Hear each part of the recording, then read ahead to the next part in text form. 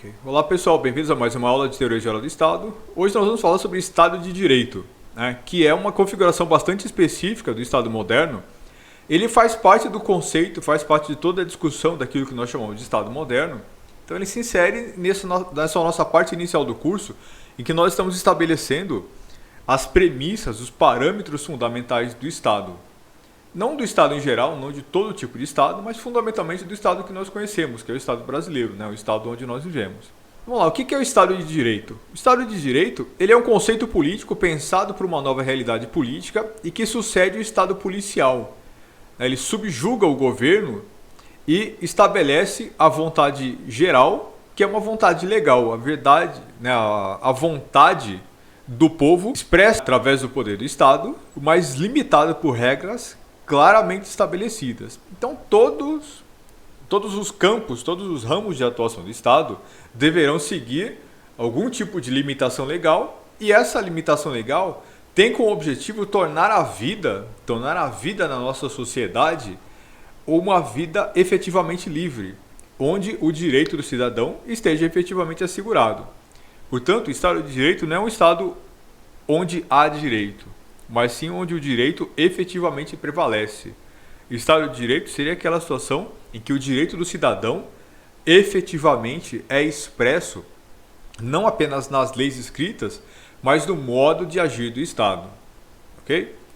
Então, se vocês se lembrarem das nossas aulas de Sociologia Jurídica, vocês provavelmente vão se lembrar da nossa discussão sobre o direito vivo. Esse direito que é uma expressão da vontade das pessoas, ele é a expressão da vontade da sociedade, que é expresso de forma positiva no direito do Estado. Então o Estado vai agir de forma limitada, mas a família, né, não vai ter também um papel violento e brutal em direção ao indivíduo. As instituições civis não terão papel violento e brutal diante do indivíduo. Certo? Então, para pensar exemplos do que seria isso. Quando você fala em Estado de Direito, leis, né, liberdade do indivíduo diante do Estado, isso é bastante claro, né? Todo mundo sabe que se o Estado não abusa da sua autoridade, o cidadão será moderadamente livre. Só que é o seu conceito bastante amplo, e isso não define completamente aquilo que é Estado de Direito. O Estado de Direito se expressa nas próprias normas de conduta da sociedade também. Então vejam, quando uma família existe dentro do contexto de Estado de Direito, essa família não vai ser opressiva e não vai ser violenta em relação aos indivíduos, ela não vai ser violenta em relação aos seus componentes. Por exemplo, numa sociedade onde impera o Estado de Direito, muito provavelmente os pais não batem nos filhos, o homem não bate na mulher. Nós não temos uma situação em que as crianças são tiranizadas pelos pais. As crianças não são vítimas de violência por parte dos pais. A mulher não é vítima de violência por parte do marido. A família vai ter também uma lógica de convivência baseada nessa ideia de liberdade. Isso não deriva diretamente das leis do Estado apenas. É uma consequência natural. Se a sociedade deseja liberdade, ela age de forma livre, as pessoas agem de forma livre na sua vida privada, e essa liberdade é expressada nas próprias leis do Estado. Então, o Estado de Direito é um estado de espírito, não apenas um conjunto de leis positivas que garante a liberdade. Quando nós temos essas garantias de liberdade, elas são expressas na vida privada. Outro exemplo, religião. Numa sociedade onde impera o Estado de Direito, a religião não é opressiva na vida das pessoas. As pessoas não vivem e morrem por conta de uma instituição religiosa. Os líderes religiosos não vão ter o direito de bater, de matar as pessoas, de definir a vida delas, de definir com quem o sujeito vai casar ou deixar de casar, expulsar as pessoas da comunidade, agir de forma violenta, física ou psicologicamente. Certo? É claro que em todo Estado de Direito você tem aqueles espaços cinzentos em que esse tipo de coisa pode acontecer, mesmo num contexto de Estado de Direito. Mas isso tende a ser exceção e não a regra. Num Estado de Direito efetivamente consolidado, a regra é que as pessoas serão livres mesmo diante da sua religião. As pessoas não serão oprimidas pela sua igreja, pela sua comunidade religiosa. Então vejam, há países do mundo em que as pessoas são condenadas à morte pela religião. Há países em que as pessoas são expulsas de uma comunidade religiosa, excomungadas, né, banidas, proibidas de conviver com a comunidade. O sujeito pode ser expulso da igreja, proibido de compartilhar do convívio daquele grupo, daquela comunidade da qual ele faz parte. Há lugares em que as pessoas podem ser mutiladas fisicamente por conta de uma lei religiosa, e essa mutilação pode ter vários sentidos diferentes. Entenderam? Então essa é uma violência que não é causada pelo Estado civil, ela é causada dentro do próprio seio da sociedade. Se as instituições da sociedade se acham no direito de agir de forma opressiva, de forma autoritária e arbitrária diante do cidadão, obviamente o Estado também, né, terá a capacidade de fazer a mesma coisa. Portanto, o Estado de Direito não é apenas uma expressão do direito positivo, ela é uma forma de conduta da sociedade. Certo? Então essa vontade geral é aquela vontade ampliada, uma vontade majorada, que vai ser a vontade das pessoas diante do Estado, mas ela só se concretiza quando ela já existe dentro da sociedade civil. Ela não é apenas uma relação entre o indivíduo e o Estado, ela é uma forma de ser, é um padrão de comportamento da própria sociedade civil. O Estado moderno, a partir de determinado momento, ele submete-se às leis, mas isso não bastava para os ideais revolucionários burgueses da era moderna. O Estado transformou-se e assumiu um novo aspecto, agindo de forma limitada. O que significa isso? Então, vamos pensar nisso aqui. As revoluções burguesas do final do século XVIII. A Revolução Francesa, a Revolução Norte-Americana. O que eles queriam? O que eles desejavam efetivamente? A Revolução Francesa, que foi a mais importante, que marcou mais profundamente a sociedade ocidental, o que esses revolucionários desejavam, no final das contas? Esses revolucionários, eles desejavam acabar com a antiga ordem, com o antigo regime. Esse antigo regime era um regime na qual o poder era exercido de forma arbitrária, na qual não havia limite para a autoridade do poder real. Esse antigo regime era um antigo regime dividido em castas, certo? Então havia a nobreza e o clero, que se colocavam numa posição de superioridade em relação à plebe, e portanto as pessoas não tinham acesso direto ao Estado, às benesses do Estado. Não só não havia liberdade, mas não havia integração de amplas parcelas da população, da sociedade civil, na política. Essas revoluções, elas abriram espaço, abriram caminho para essa participação. Elas acabaram com o antigo regime, eliminaram a monarquia francesa, eliminaram a nobreza, e as pessoas comuns agora passaram a ter a possibilidade de fazer parte da política. Mas isso significou liberdade? Isso significou limite do poder do Estado? Não. Tanto que uma das consequências mais marcantes da Revolução Francesa foi o terror.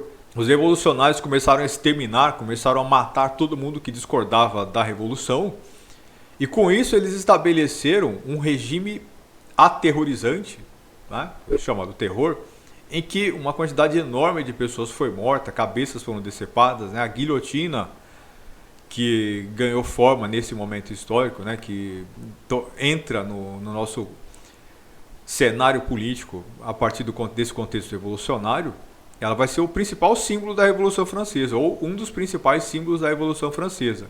Ou seja, a imoderação, a falta de moderação no exercício do poder. Embora essa revolução tenha sido feita também em nome da igualdade, da liberdade e da fraternidade, ela não trouxe isso. Ela trouxe um contexto em que o antigo regime foi superado, mas aquilo que se colocou no lugar dele era tão opressivo quanto. O que acabou foi aquele governo típico em que você tem uma sociedade dividida em castas. Acabaram as castas, mas não acabou a ditadura. Não acabou o autoritarismo do poder estatal. Portanto, as revoluções não criaram um Estado de Direito. A Revolução Francesa não criou o Estado de Direito. E a Revolução Norte-Americana, que é outra revolução muito importante, igualmente não. Era essencialmente um Estado quase censitário. Você precisava ter recursos, você precisava ter dinheiro para ser considerado cidadão. As mulheres não eram cidadãs. Toda a parcela negra da população norte-americana estava escravizada. Então, todo esse grupo populacional não tinha nenhum tipo de direito de cidadania. Na verdade, eles nem eram considerados praticamente seres humanos. Portanto, naquele momento histórico, nem nos Estados Unidos, nem na França revolucionária, nós tínhamos efetivamente Estado de Direito. As limitações desses movimentos revolucionários logo ficaram claras. né, essa falta de moderação, esse poder absoluto ainda do Estado em relação ao cidadão. A única diferença efetiva era o fato de que a nobreza não estava mais no comando, mas outro grupo estava no comando e ele não queria compartilhar esse poder. Logo, não foi criado um Estado de Direito. Esse Estado moderno, como nós conhecemos hoje, que vai ter características compartilhadas com o Estado de Direito, ele somente se configura a partir do momento que ele se submete às leis, mas no contexto que ele age de forma limitada, certo? Então, esse Estado, quando ele passa a ter arbítrio, né, quando ele passa a ter controle do seu arbítrio, na verdade, quando ele torna-se uma ferramenta que existe em função da vontade do cidadão, somente aí ele vai se tornar efetivamente um Estado moderno e somente aí ele vai se tornar efetivamente um Estado de Direito. Estado moderno, né, no sentido de atual, né, no sentido de aquele que nós conhecemos hoje. Ele era considerado moderno no passado, mas o significado de moderno aqui era moderno em comparação com o Estado antigo. Né, mas ele não seria moderno na nossa conjuntura atual. Esse Estado que surge como fruto dessas revoluções, ele passa a existir dentro do contexto em que, progressivamente, esses ideais lockeanos em que a intervenção estatal passa a não ser aceitável na vida pessoal do cidadão, começam a tomar forma. Então lembrem-se desse cidadão aqui, John Locke, lá do nosso curso de Ciência Política. E o que John Locke propõe? Ele propõe um Estado mínimo. Ele propõe um Estado com poderes limitados e um Estado no qual a fonte fundamental do poder é o cidadão. Portanto, é o cidadão que manda no Estado e não o Estado que manda no cidadão. Isso não existia ainda no tempo de vida dele, mas era isso que ele estava propondo. Quando esses ideais efetivamente são incorporados, né, à estrutura do Estado, aí sim nós começamos a chegar perto daquilo que se configura como Estado de Direito.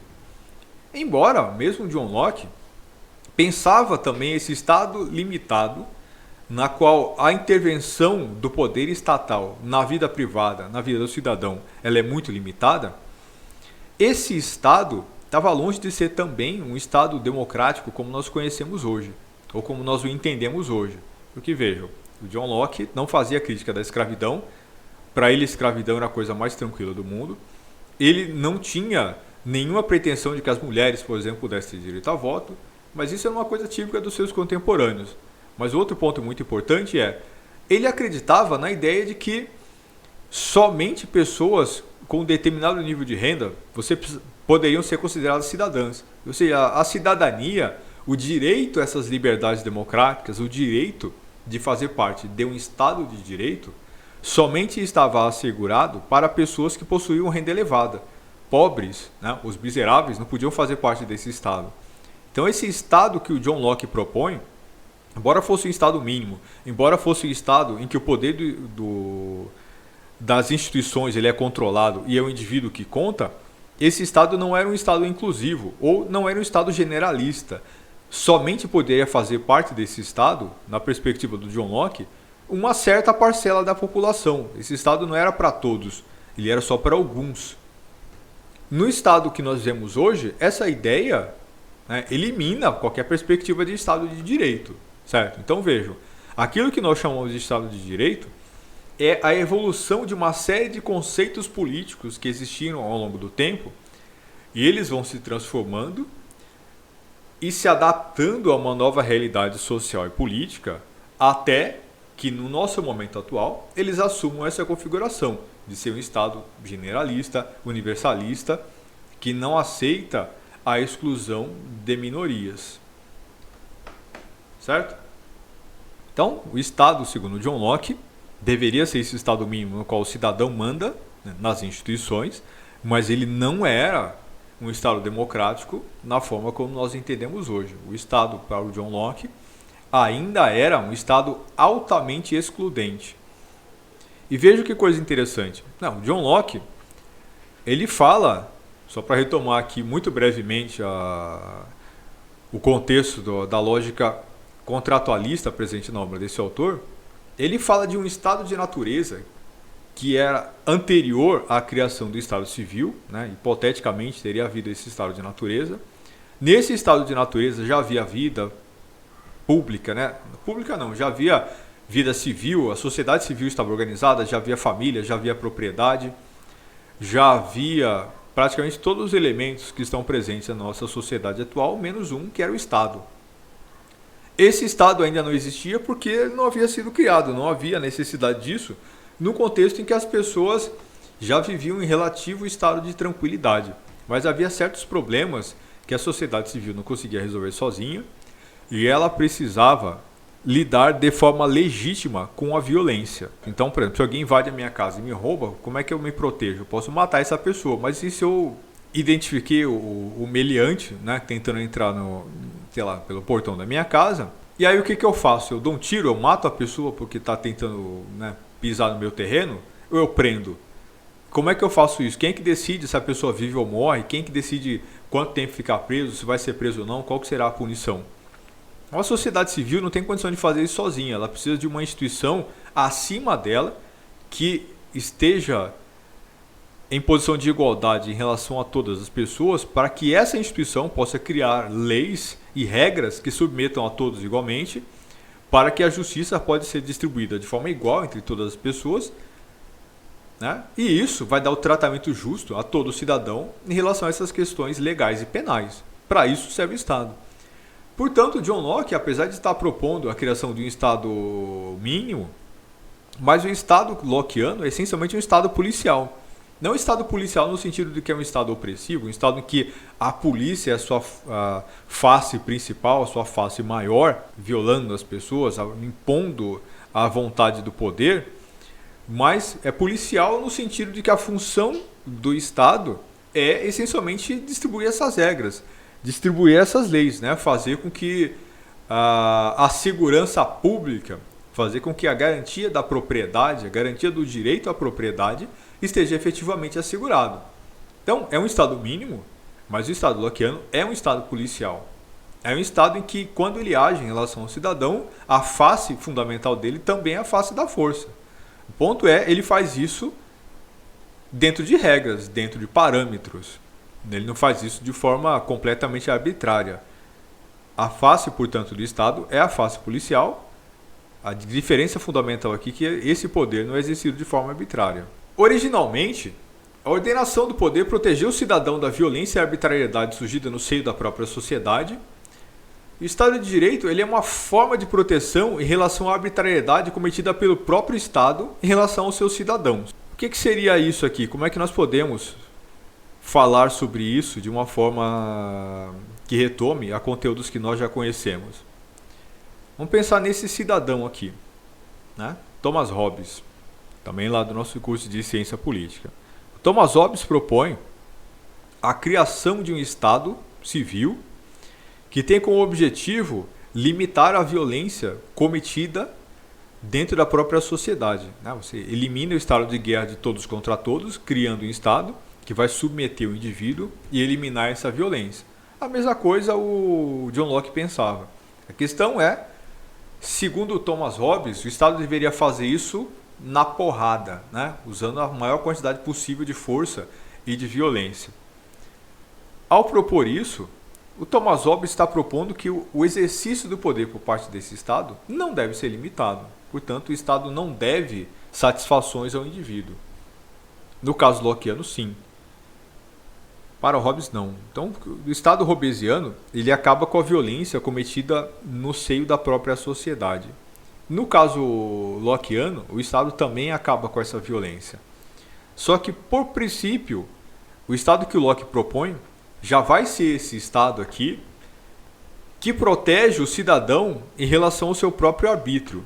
Mas John Locke, ao propor esse Estado, ele não pensa nesse Estado como um Estado que em nenhuma condição, em nenhuma circunstância, ele pode agir contra as pessoas. A diferença aqui é sutil. Então, para esclarecer, vamos pensar no seguinte. Thomas Hobbes não pensa em nenhum tipo de limitação do poder do Estado. O Estado pode tudo, desde que ele contenha a violência cometida pelas pessoas. Então, o Estado serve para eliminar a violência que existe dentro da sociedade. Somente o Estado pode cometer violência. Ponto. O John Locke diz: o Estado ele deve ser limitado, ele só pode fazer aquilo que o cidadão o permite. Com isso, ele elimina a violência da sociedade, que existe dentro da sociedade, mas sem ser opressivo em relação ao cidadão. Parece muito diferente, mas tem um pequeno problema. Quem é cidadão? Somente um pequeno grupo de pessoas. Portanto, o Estado pode cometer violências absurdas contra todo o resto. O Estado pode escravizar pessoas, o Estado pode matar, o Estado pode condenar pessoas a trabalhos forçados, o Estado pode cometer qualquer tipo de barbaridade contra aqueles que não estão incluídos dentro do conceito de cidadania. Portanto, a maior parte das pessoas continua podendo ser vítima de violência por parte desse Estado, porque eles estão dentro do Estado, mas não são cidadãos. Segundo Hobbes, todo mundo que está dentro do Estado é cidadão. Todas as pessoas estão igualmente submetidas ao poder do Leviatã. Segundo Locke, só é cidadão quem tem propriedade, quem tem bastante propriedade. A grande maioria das pessoas não são cidadãs, portanto elas não têm direito à proteção do Estado. O Estado não garante praticamente nada para elas. O Estado, para elas, tem uma única face, que é a face da violência. Portanto, tanto no caso do John Locke quanto no caso do Thomas Hobbes, esse Estado continua não protegendo as pessoas, né, o conjunto de pessoas que vive dentro das suas fronteiras, do poder estatal. Se para Hobbes não protege ninguém desse poder estatal, para Locke protege de alguns, somente aqueles que são considerados cidadãos. O grosso das pessoas não é protegido. Portanto, esse Estado não protege. E isso era um problema. Né? Progressivamente, essa ideia de que o Estado só serve para alguns, serve para uma minoria e não para o grosso das pessoas, a maioria das pessoas estaria fora desse conceito de cidadania, isso começa a ser considerada uma coisa abusiva, né? Uma situação que não faz mais sentido, uma condição de violência social. Esse tipo de face do Estado, esse tipo de conduta do Estado, que protege somente alguns em detrimento do resto, passa a ser considerado intolerável, torna-se necessário superar isso. Porque esse Estado, né, era um Estado de direito meramente formalista. E essa forma prévia ao Estado atual, pelo menos é o Estado atual brasileiro, né? Esse tipo de Estado de direito formalista continua existindo aí mundo afora. Esse Estado de direito meramente formalista permitiu que, em nome da liberdade de iniciativa privada, né, em nome da propriedade privada, fosse estabelecida uma situação de absolutismo de contrato. O que é esse absolutismo de contrato? Esse que permite, por exemplo, a escravidão. O Estado garante as liberdades individuais, garante que o cidadão não será vítima das arbitrariedades do poder do Estado, mas todo mundo que não está incluído nisso vai ser submetido pelo contrato. O contrato é absoluto e a liberdade individual não. Portanto, as pessoas podem ser escravizadas, as pessoas podem ser vítimas de todo tipo de arbitrariedade por parte de quem está incluído. Então, esse Estado era um Estado de direito apenas do ponto de vista formal. Do ponto de vista da forma, do ponto de vista daquilo que está escrito na lei, as pessoas terão direito de liberdade. Mas esse direito de liberdade não é um direito absoluto. Somente algumas pessoas terão esse direito. E o Estado não tem como sua função fundamental reverter qualquer tipo de condição em que algumas pessoas e que uma parcela importante dessa população não tem acesso a esses direitos. Não sei se ficou clara essa discussão. O exemplo mais interessante para a gente pensar nisso são justamente os estados escravocratas. Vamos pensar aqui no Estado Imperial brasileiro. Se você fosse um nobre, se você fosse um senhor de escravos dentro do Brasil Imperial, o Estado cometeria arbitrariedades em relação a você e a sua família? Não. Havia um poder judiciário, havia um Congresso Nacional, o Império estabelecia uma condição de poder importante, mas ele se via como um poder moderador. Em tese, o poder do monarca era quase que absoluto, mas do ponto de vista prático, não haviam condições sociais para que o imperador cometesse, por exemplo, violência em relação às pessoas. Imagina Dom Pedro I ou Dom Pedro II pegando lá um grupo de homens e indo bater na porta da casa de alguém, né, de algum nobre daquela época, de um senador, derrubando a porta e matando o cara, levando para a praça pública e chicoteando o sujeito. Embora, essencialmente, tenha havido até a vontade de se fazer coisas desse tipo, né? A nobreza brasileira é irrequieta. Mas os imperadores nunca fizeram isso, a monarquia brasileira nunca fez isso. Por quê? Porque ela tinha um limite real em relação ao uso do seu poder em direção ou em relação a esse grupo específico. Os nobres brasileiros, eles eram protegidos em relação ao Estado, certo? Em relação ao poder da monarquia, mas somente esses nobres. Haviam garantia de direitos, haviam liberdades, havia uma Constituição, havia a ideia de liberdade, e o Estado se considerava uma democracia. Ele se via dessa forma, porque ele tinha leis, né? Havia um poder judiciário bastante independente, havia um legislativo, as sessões do Congresso brasileiro, do Senado brasileiro, elas eram intensas, né? Havia um debate político muito acalorado. E o debate político era livre, você tinha liberdade para ir na tribuna e falar qualquer coisa que quisesse. Né? Eu recomendo, inclusive, que vocês façam isso. Procurem nos anais do Senado brasileiro, na época do Império. Não é difícil encontrar isso. Né? Os anais são a descrição dos discursos feitos, né? Das sessões que aconteceram dentro do Senado. Elas são interessantíssimas. Vocês vão ver lá os homens mais preparados do Brasil, a nobreza brasileira, um monte de gente fazendo discussões, né, no nível mais elevado que qualquer congresso brasileiro já viu ao longo da sua história. Então as discussões estavam todas lá. Havia ampla e plena liberdade para fazer a discussão política que eles quisessem, mas não havia liberdade para a maioria das pessoas. Para as pessoas que estavam andando nas ruas, a polícia podia matá-las a qualquer momento. Essas pessoas podiam ser vítimas de violência de forma arbitrária por parte praticamente de qualquer um. A polícia podia cometer violência contra essas pessoas, mas os funcionários do Estado, né, contratadores, a burocracia do Estado, as pessoas que tinham poder dentro desse Estado, podiam praticamente tudo. Qualquer funcionário, qualquer alguém que tivesse poder real dentro dessa estrutura de Estado, poderia fazer qualquer coisa que quisesse, praticamente, em relação às pessoas que não faziam parte da nobreza e que não estavam incluídos dentro do contexto, dentro do conceito de cidadania desse Brasil Império. Então, havia um Estado de Direito?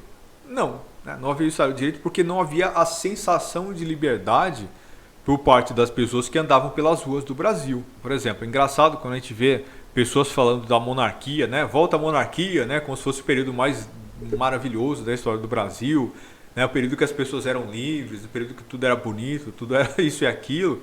Na verdade, aquilo era uma desgraça. Para as pessoas comuns, elas viviam um reino de terror.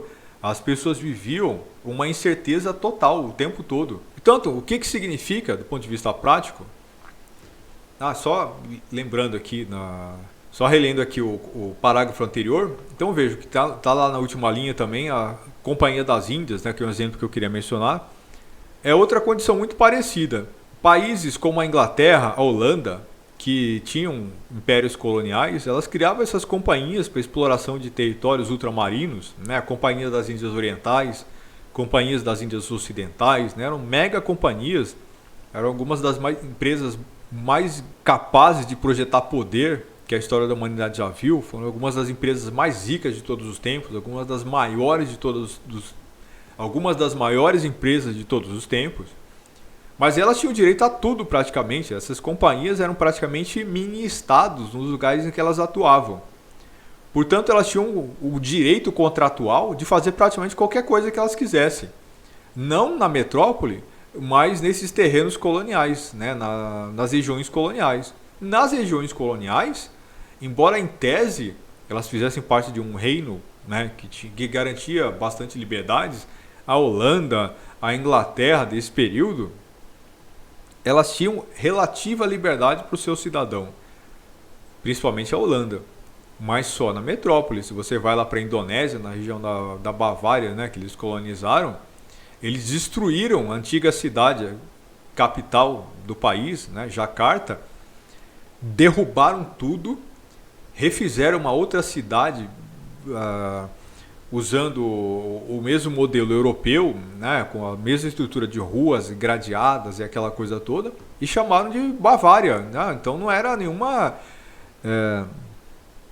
eles não se comportavam com nenhum tipo de restrição em relação ao exercício do poder. Eles iam lá, destruíam, roubavam, matavam, faziam praticamente qualquer coisa que quisessem. Eles tinham um poder que era virtualmente absoluto naquelas regiões. Então, obviamente, não havia nenhum tipo de Estado de Direito aqui. Havia uma ditadura contratual. Né? Um Estado que garantia liberdade para alguns e dava direito absoluto para que outros pudessem exercer poder em relação a uma terceira parte. Essa era uma característica muito importante desse Estado que antecede o Estado de Direito.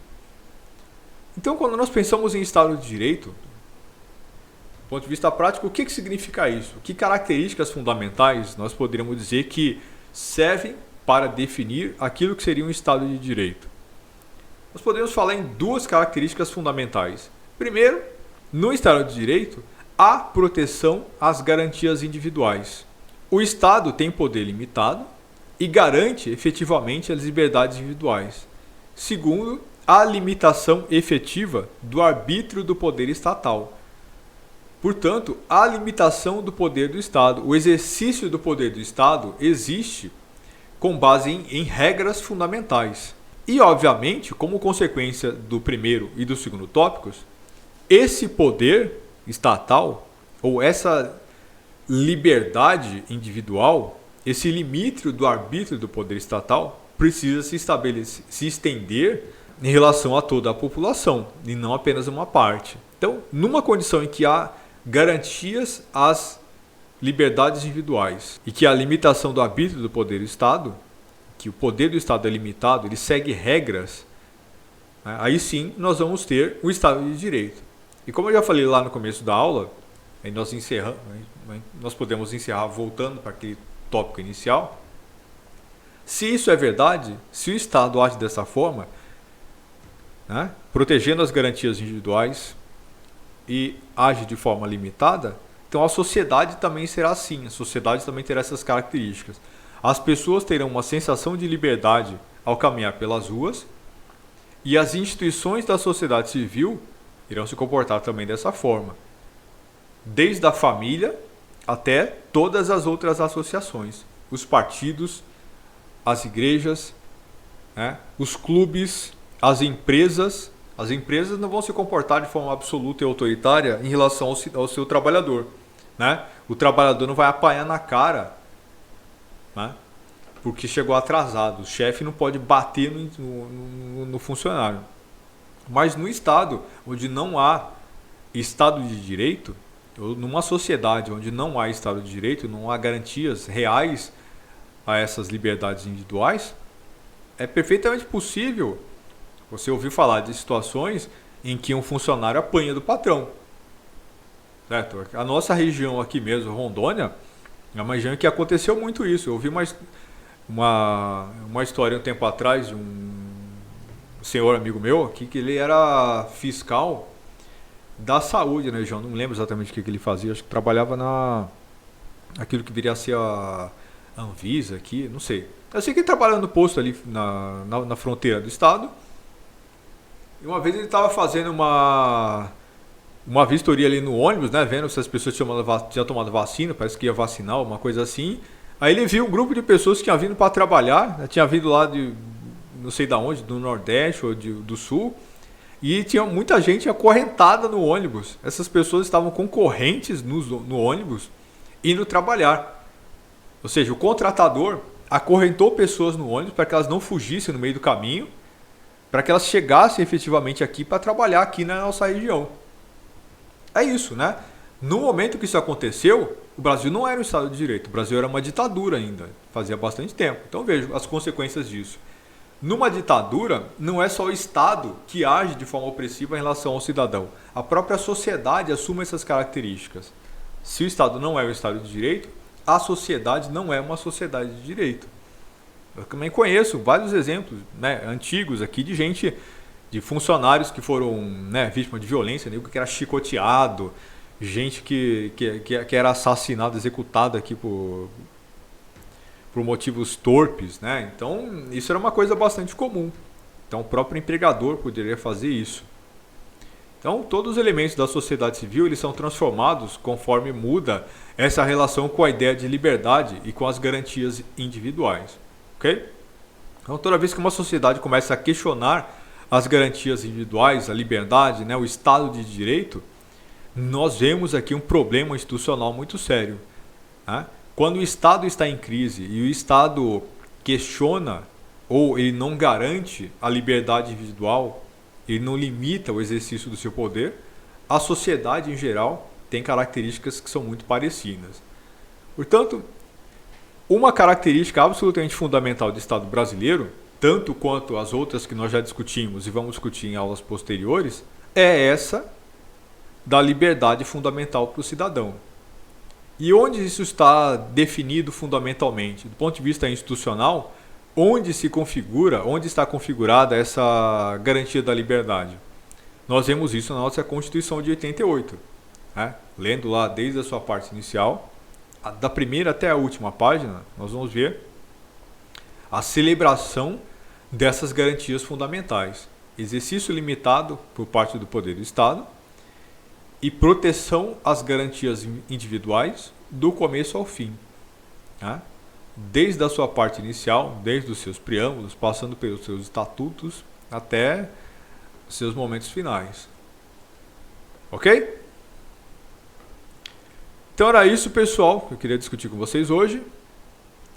Um abraço e até a próxima.